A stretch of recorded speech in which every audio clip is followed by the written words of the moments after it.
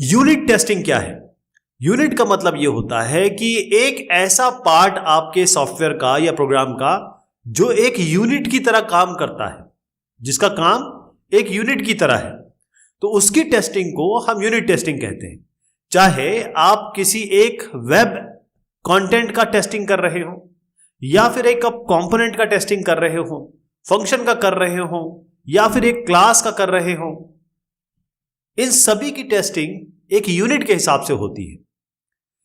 तो unit testing वो code है, या यूनिट टेस्ट वो कोड है जिसका काम आप उसके फंक्शन के तहत और क्लास के तहत समझते हैं। यूनिट टेस्ट को नॉर्मली डेवलपर्स करते हैं। यूनिट टेस्ट सबसे शुरुआती टेस्टिंग होती है और ये व्हाइट बॉक्स टेस्टिंग के अंतर्गत आती है। तो यूनिट टेस्टिंग इसमें मेन काम ये है कि जो भी आपके छोटे से छोटे पार्ट है, उसको कंपोनेंट बोल लीजिए, मॉड्यूल बोल लीजिए, वहां पर आप वेरिफिकेशन करते हैं। वेरिफिकेशन का मतलब ये होता है कि जो आपने कोड किया है, जो आपने काम किया है, वो उस तरीके से उसका रिजल्ट आ रहा है कि नहीं आ रहा है। और सबसे छोटे लेवल पे जाते हैं जो यूनिट की तरह काम करता है। अब इसमें क्या करते हैं, हम दो तीन चीजें करते हैं। मान लीजिए आपका ये एक फंक्शन है, ऐड का फंक्शन। अब इस फंक्शन में जितने भी कंट्रोल पाथ होंगे, कंट्रोल पाथ मतलब मान लीजिए आपने इसमें बहुत सारे इफ एल्स लगा रखे हैं, तो ये कंट्रोल पाथ बने, एक बार इधर जाएगा, एक बार इधर जाएगा, इफ है तो यहां जाएगा, एल्स है तो यहां जाएगा, एक और इफ एल्स है तो यहां से कंट्रोल पाथ बनेंगे। तो ये सारे कंट्रोल पाथ को हम चेक करते हैं कि भाई सही जा रहा है कि नहीं जा रहा है। उसके अलावा हम बाउंड्री वैल्यू पे चेक करते हैं। बाउंड्री वैल्यू भी मैं आपको बताऊंगा। बेसिकली क्या होता है कि जैसे मान लीजिए आपने एज कहा, किसी की भरी है, तो 0 से लेकर 100 तक कहा। अब किसी ने 101 भर दिया तो क्या होगा, ये इसे हम बाउंड्री वैल्यू टेस्टिंग कहते हैं। तो यूनिट टेस्ट जो होता है वो एक, ये जो फंक्शन मैंने आपको बताया, ये जो कोड बताया, इसके अंदर की जो प्रोसेसिंग लॉजिक है, क्या आप कर रहे हैं, a+b=c कर रहे हैं या कुछ और कर रहे हैं, जो इसमें डेटा स्ट्रक्चर यूज कर रहे हैं, हो सकता है आप एरे का यूज कर रहे हो। तो एरे को कैसे लिखेंगे आप, एरे में आपने हाईएस्ट नंबर क्या होता है, क्योंकि एरे में अगर आप 100 नंबर का एरे दे रहे हैं तो एरे केवल 99 तक जाएगा, क्योंकि एरे शुरू होता है 0 से। इन सब चीजों को हम चेक करते हैं। अब एक कंपोनेंट की चेक जब टेस्टिंग आप कर रहे होते हैं तो उसी समय दूसरे कंपोनेंट की भी टेस्टिंग कर सकते हैं, यानी यूनिट टेस्टिंग जो है वो पैरेलल में भी चल सकती है। यूनिट टेस्ट करते समय हमारे पास क्या कंसिडरेशन होंगे? अगर आप एक यूनिट टेस्टर हैं, एक डेवलपर है और आप चाहते हैं कि टेस्ट करना, तो आपके दिमाग में क्या क्या होना चाहिए? देखिए, पहली चीज ये है कि मॉड्यूल के इंटरफेस को चेक किया जाता है। कहने का मतलब यह है कि आपका यह मॉड्यूल है, यहां से कोई ना कोई आपने इंटरफेसिंग दी होगी क्यों, ताकि ये बाकियों को कनेक्ट कर सके। यहां से डेटा जाता है और यहीं से डेटा आता है ना। तो डेटा का इनफ्लो और आउटफ्लो ये इस प्रोग्राम यूनिट का प्रॉपर हो। तो पहली चीज आप इंटरफेस चेक करते हैं, यानी कि एक यूनिट का दूसरे यूनिट के साथ जो इंटरेक्शन हो वो प्रॉपर हो, फ्लो प्रॉपर हो। इसके अलावा जो आप डेटा स्ट्रक्चर यूज कर रहे हैं अपने यूनिट में, हो सकता है आप स्ट्रक्चर यूज कर रहे हो सकता है आप स्टैक यूज कर रहे हो सकता है आप लिंक लिस्ट यूज कर रहे हो। तो वहां पर जो डेटा रखा जाए वो रहे, सही तरीके से रहे, वो किसी तरीके से खराब ना हो जाए या अपनी वैल्यू ना चेंज करे, यानी कि इंटीग्रिटी मेंटेन करना बहुत जरूरी है। यहाँ पर वो चेक करना जरूरी है। और जैसे मैंने बताया आपको कि जैसे आप यहां से गए, आप अपने ये पर पूरा एक प्रोग्राम या यूनिट लिखा, उसमें तरह के आपके पाथ है। अगर यस है तो यहां गए, नो है तो यहां गए, फिर यस है तो यहां गए, फिर यहां पर यस नो है तो कहां गए। ये सारी जितनी भी ऑप्शंस हैं, यानी जो कंट्रोल स्ट्रक्चर है, उन सबको आपको चेक करना पड़ेगा। यानी कम से कम हर एक पाथ को, जैसे ये मैंने एक पाथ बताया, ये एक पाथ है, ये एक पाथ है, ऐसे जितने भी पाथ इसमें बन रहे हैं वो कम से कम एक बार जरूर चेक करने हैं यूनिट टेस्टिंग में। बाउंड्री वैल्यू कंडीशंस बहुत इंपॉर्टेंट है, क्योंकि आपने कहीं ना कहीं तो लिमिट और रिस्ट्रिक्शन रखा होगा, है ना। जैसे मान लीजिए आप एंगल के बारे में बात कर रहे हैं, या मान लीजिए लैटिट्यूड के बारे में बात कर रहे हैं, या लॉन्गिट्यूड के बारे में बात कर रहे हैं। तो आप जानते हैं जो लैटिट्यूड है वो 0 से लेकर 90 और 0 से लेकर -90 तक जाती है। कोई अगर लैटिट्यूड में अगर 91 वैल्यू डालने लगे तो गलत हो जाएगा। तो इसलिए बाउंड्री वैल्यू कंडीशन चेक करना जरूरी है। यह भी चेक करना है कि 89 पे क्या होने वाला है, या 89.99 पे क्या होने वाला है। कहने का मतलब यह है कि ये सारे चेक करने के बाद आपने कुछ एरर भी हैंडल की होगी, कि मान लीजिए आप वैल्यू डालिए, अब 91 किसी ने डाल दिया, तो आपको उसको ये भी चेक करना है कि 91 डालने पर आपका यूनिट कैसे काम करता है, यानी एरर हैंडलिंग को भी चेक करना पड़ेगा।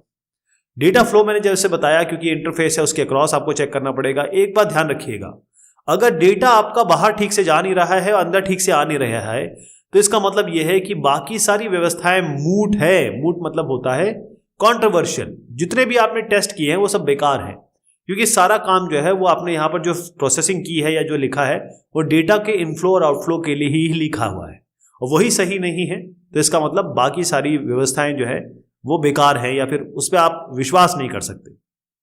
ध्यान रखिएगा कि एक यूनिट में हमेशा आप लोकल डेटा यूज करते हैं, लोकल डेटा स्ट्रक्चर यूज करते हैं। लेकिन जब ये यूनिट जब आगे कंबाइंड होगा दूसरों से, या फिर कंपोनेंट लेवल पे जाके दूसरों से कंबाइंड होगा अलग अलग कंपोनेंट से, तो वहां पर आपका ग्लोबल डेटा भी आएंगे। उन ग्लोबल डेटा के साथ कैसे लोकल डेटा स्ट्रक्चर काम कर रहा है, क्या इस ग्लोबल डेटा का लोकल डेटा स्ट्रक्चर पे या डेटा पे कोई परिवर्तन या कोई इफेक्ट तो नहीं आ रहा है, इसको भी चेक करना आवश्यक है। देखिए, टेस्ट केसेस हम इसलिए डिजाइन करते हैं कि मान लीजिए कोई आपने प्रोसेसिंग की है, कोई लॉजिक लिखा है, कोई कंप्यूटेशन की है, वो सही होने चाहिए। कहीं आपने कंपैरिजन किया A ग्रेटर देन B, हो सकता है यहां पर A लेस देन B करना हो, ये इनकरेक्ट कंपैरिजन हो सकते हैं। और जो कंट्रोल फ्लो आपको पाथ ये देना था, आपने पाथ ये दे दिया, मतलब इफ एल्स या वाइल या डू वाइल में पाथ ही गलत दे दिया या कंट्रोल पाथ ही गलत दे दिए, तो वो सारी चीजें यहां पर आपको टेस्ट केस जब भी डिजाइन करेंगे तो वो करना पड़ेगा। तो फिर से बता दूं, इंटरफेस आप चेक करते हैं, लोकल डेटा स्ट्रक्चर को चेक करते हैं, बाउंड्री कंडीशन को, जितने भी इंडिपेंडेंट पाथ बन रहे हैं, और जो एरर की कंडीशन रखी है आपने उसको भी चेक करना इन टेस्ट केस के जरिए आप यूनिट टेस्ट में करते हैं। यूनिट टेस्ट में सबसे इंपॉर्टेंट जो बात आ जाती है, बाकी तो सारे इंपॉर्टेंट है ही, लेकिन बाउंड्री वैल्यू टेस्टिंग भी बहुत इंपॉर्टेंट होती है। अब होता यह है कि सॉफ्टवेयर मेनली आपके बाउंड्रीज पे जाके गिरता है, फेल होता है, तो यूनिट टेस्टिंग में इसका बहुत खास ध्यान रखा जाता है। अब आप देखिए, ये एक एरे है, एरे इसमें कितने अब जब आप एरे डिफाइन करेंगे तो आप ऐसे करेंगे, नाम ARR कर देंगे और इसको 100 कर देंगे। ये दिखते ही आपको लगेगा कि हाँ 100 वैल्यू तो दी जा सकती है, और जब आप प्रोग्रामिंग करने लगेंगे तो इस 100 का यूज करेंगे। लेकिन एरे के साथ ये है, कोई भी आप प्रोग्रामिंग लैंग्वेज ले लें, एरे हमेशा 0 से शुरू होता है, और ये जो अगर मान लीजिए n है तो n-1 तक चलता है। जैसे 100 है तो 0 से लेकर 99 तक चलेगा। अब प्रॉब्लम ये हो जाएगी कि जैसे ही आप 100वां नंबर एक्सेस करेंगे, मान लीजिए किसी ने प्रोग्राम में ARR 100 एक्सेस कर लिया, तो वहीं पे प्रोग्राम गिर जाएगा, वहीं पे प्रोग्राम फेल हो जाएगा। तो जरूरी ये है कि हम ये चेक करें कि अगर बाहर की कंडीशन आती है या बाउंड्री कंडीशन आती है तो वहां पर क्या होगा। ऐसे अगर लूपिंग कर रहे हैं और आप एक लेवल ज्यादा बढ़ के लूपिंग में मतलब जैसे मान लीजिए 4 बार लूप कराना है और 5 बार लूप कराना शुरू कर दिया, तब क्या होगा। इसका मतलब यह है कि आपको मैक्सिमम मिनिमम वैल्यू पे बहुत शिद्दत से चेक करना होगा। एक एग्जांपल देता हूं आपको, जैसे एज एंटर हो रही है, एज 21 से लेकर 65 तक लेनी है आपको, तो 21 और 65 इसमें इंक्लूसिव है। अगर कोई 20 डालेगा तो क्या होगा, कोई 65 के आगे 67 डालेगा, 66 डालेगा तो क्या होगा। बीच की वैल्यू में भी चेक करना है, तो वैलिड टेस्ट केसेस बनाने हैं और इनवैलिड टेस्ट केसेस बनाने हैं, और इस हिसाब से आपको चेक करना होगा unit test consideration boundary value पे।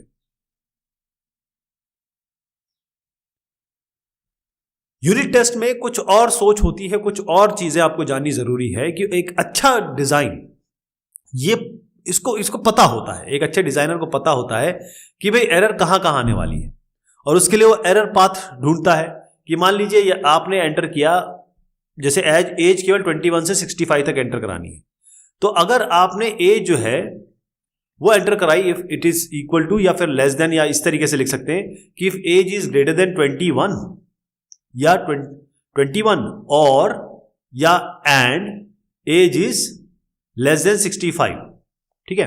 अब 65 इसमें इंक्लूसिव है तो आप इसको इज इक्वल टू भी कर सकते हैं, 21 इसमें इंक्लूसिव है तो आप इज इक्वल टू भी कर सकते हैं, है ना। यहां तो आपने कर दिया। एल्स में अगर आपने डाल दिया, क्या करना है, इसे हम एरर कंडीशन करते हैं। ये जो एरर कंडीशन है इसको भी चेक करना जरूरी है। कहने का मतलब ये है कि जैसे आप स्विच यूज करेंगे तो उसमें कोई ना कोई आप लास्ट में एक एरर हैंडलिंग कंडीशन रखेंगे। हर जगह एरर कंडीशन रखते हैं। तो जब ये एरर कंडीशन पे पहुंचे तब क्या हो, क्योंकि एरर कंडीशन पे तो फेल होगा, वो तो फेल होने के लिए बना रखा है आपने, उसको भी चेक करना जरूरी है। तो इस तरीके की अप्रोच जो होती है, यॉर्डन साहब कहते हैं कि इसे हम कहते हैं एंटी बगिंग। एरर पता करिए, एरर कहां है पता करिए, एरर को की विवेचना करिए, उसका विश्लेषण करिए, और उसके बाद बताइए कि ये क्यों हुई, और फिर उसके बाद जो डैमेज हो रहा है इस कारण से उसको आप कवर करिए, फिक्स करिए। अगर एरर हैंडलिंग आपने पाथ बना रखे हैं तो उसको इंप्लीमेंट करना, उसको टेस्ट करना भी जरूरी है, क्योंकि अगर आप समझ लीजिए कि एरर हैंडलिंग आपने कर रखी है, एरर हैंडलिंग में टेस्टिंग किस तरीके से हो या इस एरर हैंडलिंग से क्या एरर निकल के आएंगे, समझ रहे हैं ना आप। एरर निकालना तो अलग बात है, लेकिन एरर हैंडलिंग जो आपने कोडिंग में लिख रखी है या डिजाइन में बता रखी है उसको टेस्ट करना, उसके बारे में क्या होना चाहिए। जो भी आपने एरर या प्रॉब्लम्स आ सकती हैं वो ऐसा हो सकता है कि ठीक से नहीं बताई गई हो, ये प्रॉब्लम आ सकती है। जो एरर आपने बता रखी है वो एरर वहां पर है ही नहीं, कोई और एरर आ रही है, ये भी हो सकता है। इसके अलावा ये हो सकता है कि एरर कंडीशन आने से पहले ही कोई और एरर इसको ओवर पावर कर जा रही है, वो उस एरर तक पहुंच ही नहीं रहा है। एरर कंडीशन की प्रोसेसिंग ही खराब कर रखी है आपने। एरर कंडीशन की प्रोसेसिंग में आपने एग्जिट 0 एग्जिट 1 इस तरीके से बिल्कुल प्रोग्राम टर्मिनेट हो जाए ऐसे कर रखा है। एरर डिस्क्रिप्शन जो है वो मदद ही नहीं कर रहा है कि भाई कहीं एरर आ गई तो हम जाएं कहां, लोकेट कहां करें उसको, ये भी नहीं कर पा रहे। तो जो हम एरर टेस्ट कर रहे हैं एरर हैंडलिंग के लिए, वो ऐसे इवैल्यूएट होंगे कि ये सब चीजें आपने सही कर रखी हो, एरर हैंडलिंग ठीक से दे रखी हो।